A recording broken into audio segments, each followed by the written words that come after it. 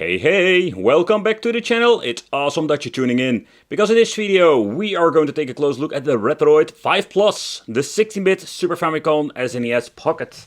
And this is absolutely a beast when it comes to playing. This is maybe also the best way you can play your original Super NES games on the go, but this thing has even more cool features packed in. On the box we have two controllers, because yep, this thing is a hybrid machine. You can even plug this into your HDMI and play your Super Famicom games also that way, like a game system.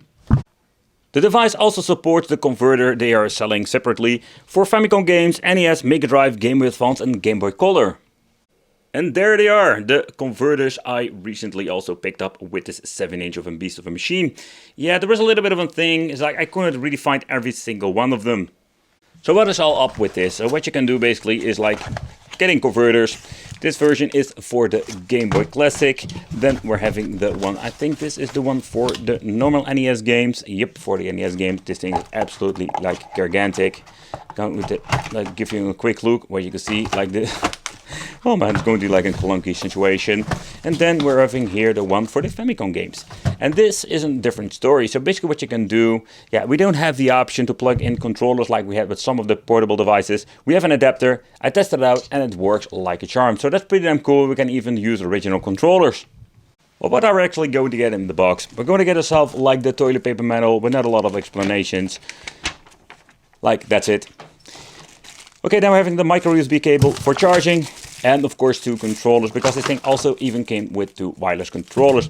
And I can tell you, even feeling through the plastic, I can tell you this is a very nice quality controller. Absolutely, I love it. We do have the different configuration when it comes to the buttons over here than we have seen with the previous model. But nevertheless, I must say that's even a good thing. We can even feel that absolutely great. So controllers, absolutely a good go. Okay, then we're having the system itself, and I can tell, oh man, this thing is absolutely beast. It's gigantic, but let's take a close look at that later. For now, I can tell you this thing has a very nice, comfortable grip. Then we're having the piece of plastic where we can basically dock this thing in. Remove this plastic. Then we're having the power supply. Then we need to charge just a typical 5-volt charger. Yep, nothing special. And then of course we're having a very long HDMI cable. But it's time to take a close look at this great, very nice looking handheld, or in other words, the Super NES Beast, because this thing is huge. Beautiful display, or nevertheless a very nice display. So is it super comfortable? Yeah, that is a little bit debatable, of course. We're having the D-pad. The D-pad does have a very nice curve to it. It's not a little bit filthy, don't know why. It is a brand new product. Then we're having two buttons over here, one for the brightness and the reset, and the buttons of the Famicom are okay. They have more space than normal controller. Just your typical long travel membranes. Select and start over here. At the bottom we're going to get ourselves even a region switch.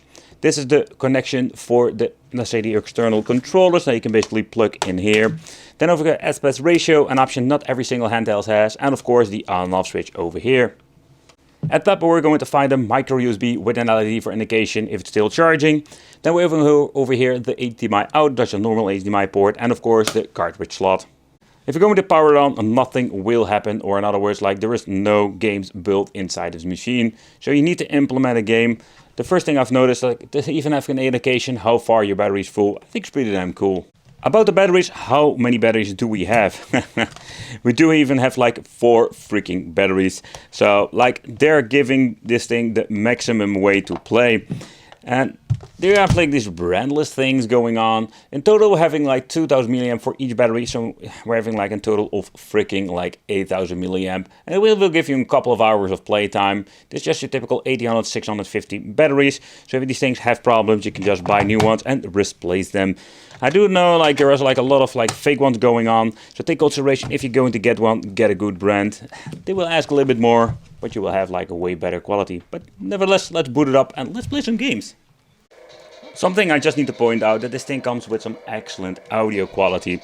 Not it's superb, but it is good enough. We have most of the time one speaker, it sounds 5 out of 10. This thing sounds great. Also the volume control is here at the shoulder button, so if you want to play and just adjust it very quickly, you can do it fairly easy. Okay, so let's get the screen protector off. And let's play some Star Wing. Okay, so let's play a little bit of a training stage of Star Wing. And the thing is, what I've noticing with the audio, even the high, sounds absolutely amazing. So let's get into the trading mode. And I will show you that we don't have any problems whatsoever. I don't see any weird glitching going on over here. Let's switch to the widescreen. You can just do that in-game.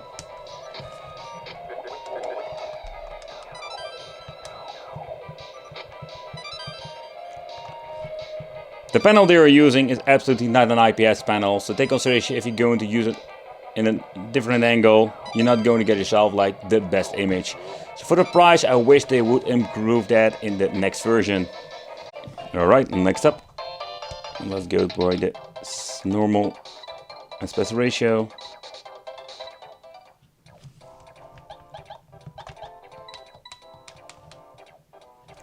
Another thing I noticed with, let's say, previous games combined with other, like say, portable devices, that we have like very bad shoulder buttons.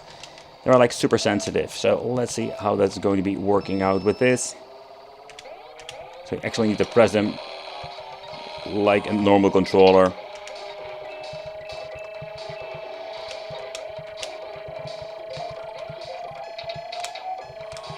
I've got something for you.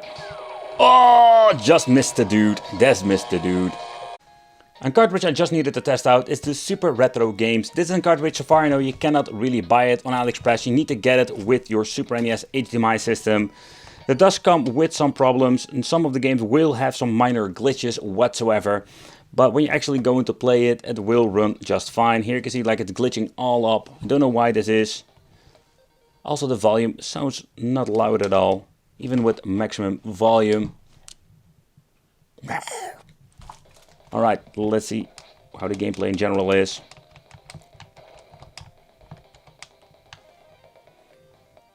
But you can see like it does have like absolutely great performance when it comes to the gameplay itself. No problems there. But again, the cartridge cannot be bought so far I know. But it doesn't matter what I'm throwing at this thing. Everything seems to be working just fine when it comes to original game cartridges. Of course, the other one, the NES game system was, or the NES cartridge is not an official game. So I was not surprised that it had issues. Alright.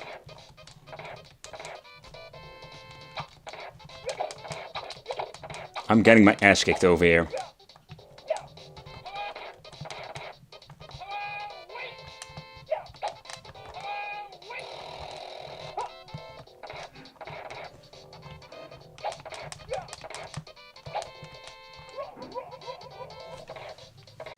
But also, the EverDrive will work just fine if you're going to get yourself like one from AliExpress or another one. Yeah, that is a very cool thing with these, let's say, devices. They can just slap a cartridge in and play every single game that you want to. Alright, so the next thing that we're going to try out is the Super Famicom part. And then we're going to see if it's going to be actually like playable. No problem whatsoever with this game.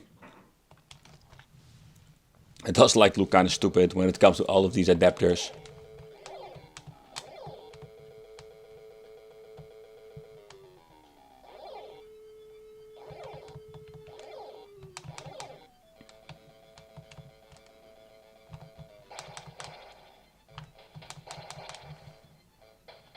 Yep, no problem whatsoever. But I do notice like the audio level is not that great.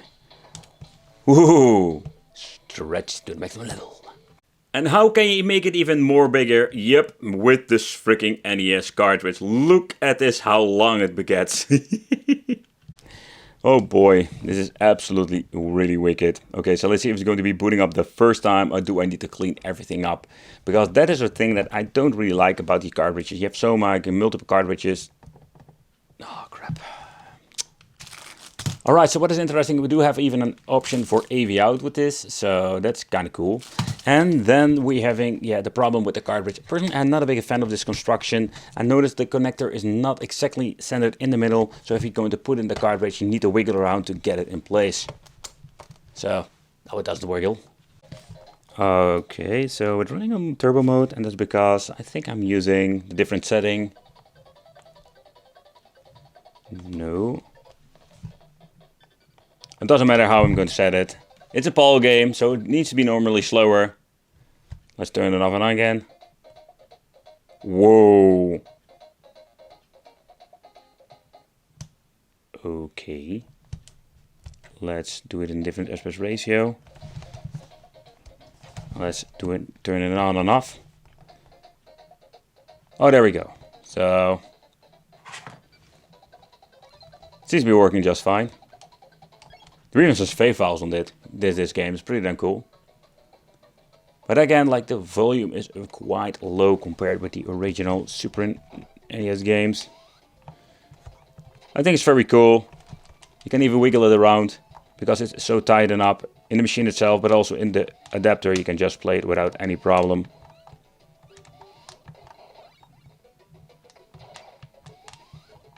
Oh yeah, the sword guy, absolutely my favorite. There we go. Let's see what happens. I'm going to put it in a different aspect ratio, so it doesn't make any weird thing going on.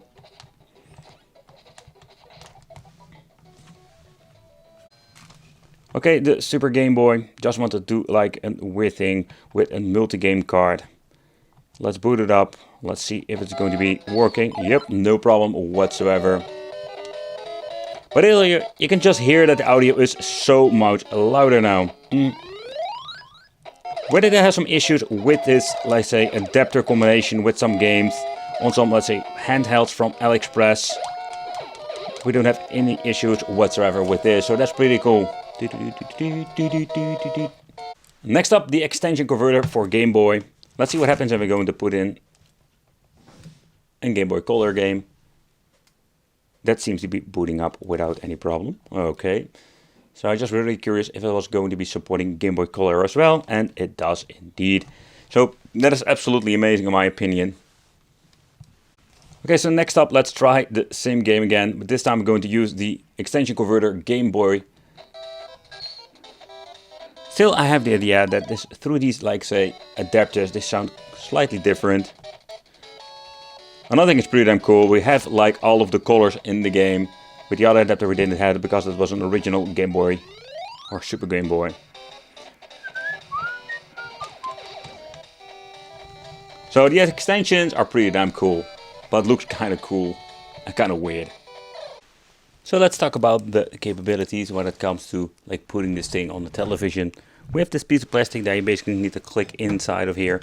It can be falling out fairly easy, so you need to take consideration there's no magnets whatsoever or any screw that's holding it in place.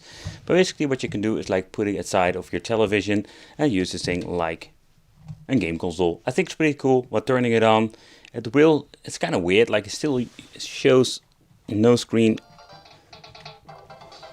on the main display, but we will still have audio. It's kind of weird, but doesn't matter. Let's play some games.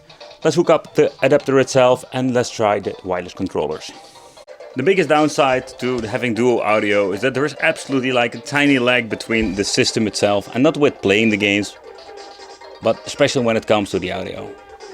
Okay, so let's plug this thing in controller port number 1 and let's boot up the game. Let's see if it's going to be recognizing the controller. Ah, there we go. So that part seems to be working just fine. So I think that's one of those very cool features this thing actually has. They can play your games not only on the go, but just also on the screen. But there's another particular thing I also noticed with this device. So this thing, what I understand of, is basically signaling out 720p. But what I do notice, beside the HDMI connection, is very stable, but it's also very colorful. And that is very particularly interesting because I personally never seen it before when it comes to these plug-and-play devices. I think it's a very cool thing to have in your collection, in my opinion. Just if you want to play some Super NES and just want to have like a different way to play. And I mean, like when you're looking at an HDMI system, this is a pretty damn cool solution. So that I do find it very strange to bring such a huge device with you on the go. It does make sense having this as a game system. The very strange thing with this device is that we do have like a very, let's say, weird looking yellow line over here. And it doesn't even matter which, let's say, settings you're having, it will always appear.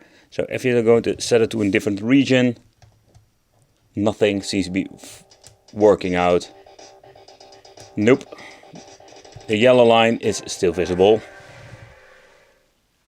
Let's talk about the wireless controller that came with it. I already mentioned that these things play absolutely amazing when it comes to the feel.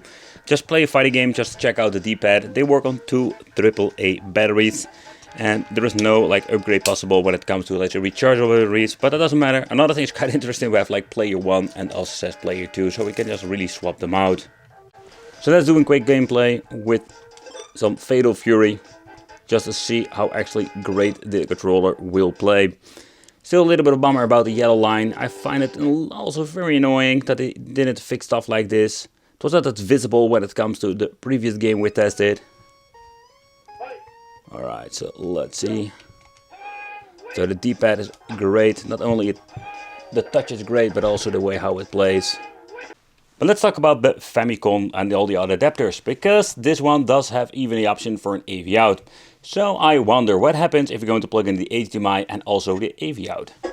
We don't have any display going on when it comes to the system itself, but oh yeah, we have like the option to play with 2 screens at the same time. That is some pretty wicked shizzle going on here. I just wanted to say, it's like when you're looking at the AV out signal, it's more especially when you want to play this on CRT, of course. The HDMI signal looks so much more sharper than the AV. And also, when it comes to aspect ratio, that option doesn't work when you're using the AV out through the adapter itself.